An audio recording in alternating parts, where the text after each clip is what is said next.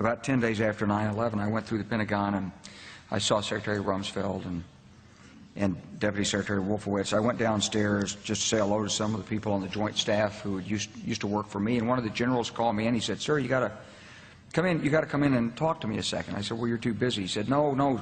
He says, "We've made the decision. We're going to war with Iraq." This was on or about the 20th of September. I said, "We're going to war with Iraq. Why?" He said, "I don't know."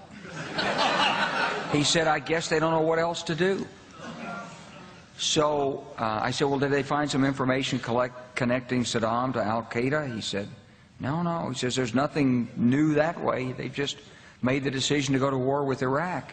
He said, "I guess it's like we don't know what to do about terrorists, but we've got a good military and we can take down governments." And he said, "I guess if the only tool you have is a hammer, every problem has to look like a nail."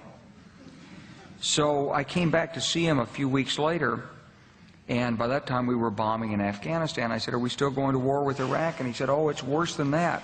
He said, he reached over on his desk, he picked up a piece of paper, and he said, I just got this down from upstairs," meaning the Secretary of Defense's office today, and he said, "This is a memo that describes how we're going to take out 7 countries in 5 years, starting with Iraq and then Syria, Lebanon, Libya, Somalia, Sudan, and finishing off Iran."